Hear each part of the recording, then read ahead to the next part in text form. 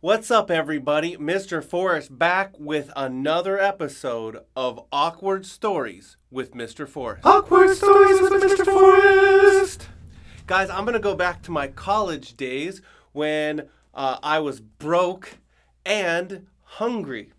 Some friends of mine and I went to a Chinese buffet. Now, anymore, I'm not crazy about Chinese buffets. I like real Chinese food, and you could rarely get that at a Chinese buffet. Almost never.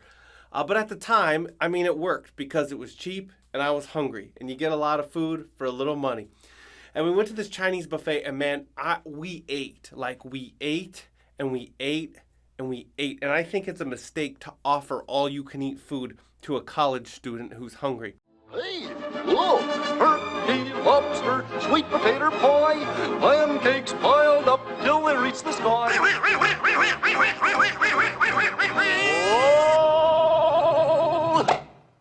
Oh, I want to eat and eat and eat and eat and eat until I die. We probably cleaned their buffet out 3 or 4 times. Man, we just kept going back and we were eating and we were like stuffed and we were talking and we're having a good time. Really enjoyed being around those guys. But then my stomach started rumbling and I had to drop the kids off at the pond, if you know what I mean. So I excused myself from the table and I went over to the bathroom, and it was a little bit confusing, like the signage to the bathroom and stuff. But I saw a sign that said men's and an arrow like this. So I went into that bathroom and I'm looking around and I'm going, this is a weird bathroom, because in men's bathrooms there's always urinals, but there were no urinals in there. And you know, the bathroom smelled strangely good, which men's bathrooms never smell good. I went in the stall and I started doing my business, and all of a sudden the door opened and I heard footsteps on the ground. Somebody entered, but those footsteps made a very loud clack, clack, clacking sound. The sound that perhaps high heels would make.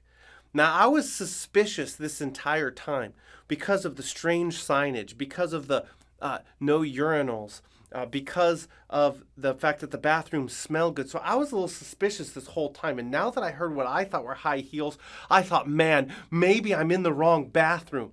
So I picked my feet up so no one could see men's shoes underneath the stall. And I just waited for that person to use the restroom and then leave. The whole time I'm praying, God, please help nobody else to come in here. Please help nobody else to come in here. I did my business. I flushed the toilet. I washed my hands really fast, because that would have been the most embarrassing thing in the world if I was in the women's restroom and I was washing my hands and a woman walked in. That would be so incredibly embarrassing. So I washed my hands real fast. I dried my hands. I opened the door. I peeked out like this. Nobody was coming. And I got out real quick and I turned around and I looked. There was a sign, but it wasn't even on the door. It was like past the door with an arrow saying women's bathroom this way. Man, I scuttled out of there as fast as I can. I went and sat down with my friends, and I was sweating and I was probably white, and everybody's like, dude, what happened? And I told them what happened. I kid you not. Everybody at that table laughed so hard that we cried.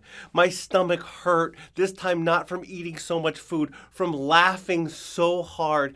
Everybody was, and then they made fun of me for that for months. Some of them still bring it up once in a while. It was super embarrassing. Thankfully, it could have been worse, and it wasn't.